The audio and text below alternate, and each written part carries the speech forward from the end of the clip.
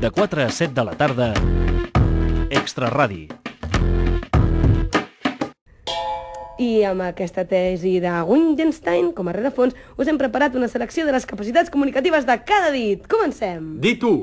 Polze. Polze cap avall, molt malament, ha anat fatal. Polze cap amunt, molt bé, tot resolt, la vida és meravellosa, o estic molt content d'estar aquí fent-me una foto.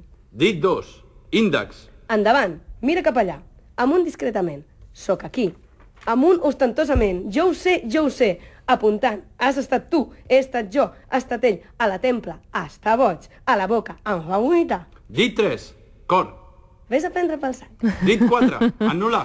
Amb anell, soc casat o casada. Sense anell, no soc casat, no soc casada. Sense anell, si soc casat però m'he tret l'anell. Dit 5. Dit petit. Estirat, soc extraterrestre. Estirat mentre es veu cafè, soc gay. Amunt i avall, algú la té molt petita. El dit com a mesura. Posa'm un ditet de conyac. El dit com a expressió. Li dones un dit i t'agafa tot el braç. El dit com a secció. Secció amb el dit! Molt bé. A part de tot això que podem fer amb el dit per sol, gràcies Jordi, hi ha també moltes coses que podem fer amb altres objectes amb el dit i que només es poden fer amb el dit. I hem portat, gràcies, alguns exemples. Com per exemple... La càmera de fotos. La càmera de fotos només es pot accionar amb el dit, tant per El disparar... pot d'esprai. Tant per disparar com per passar les fotos. Gràcies. El pot d'esprai. El pot d'esprai només es pot fer servir amb el dit i si es prova amb altres parts del cos no funciona bé. L'ombra d'ulls de marca econòmica. L'ombra d'ulls de marca econòmica ve sense pincellet, per tant l'hem de fer servir amb el dit.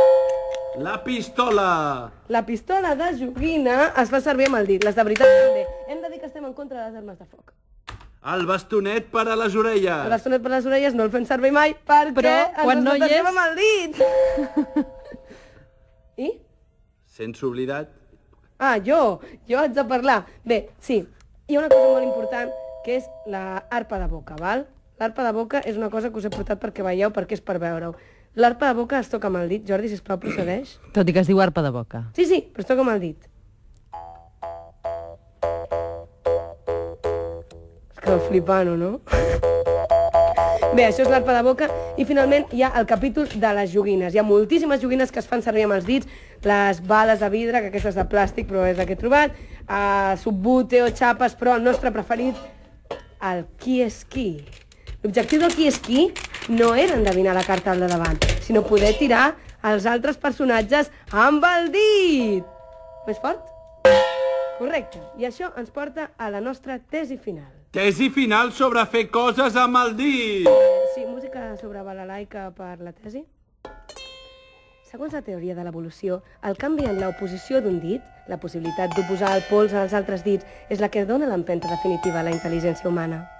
Segons en Ludwig Wittgenstein, el fet d'assenyalar és la forma més potent de comunicació universal. Segons hem observat, a la nostra infantesa preferim els jocs on fem servir els dits. I segons he observat jo, l'arribada dels videojocs no ha fet més que reafirmar l'afirmació anterior. Per tot això concloem que... no podem menysprear el que fem amb el dit. Per exemple, menjar Nutella amb el dit. Dona la jefa. Gràcies. Pots marcar el final de la secció? Doncs molt bé, fins aquí la secció.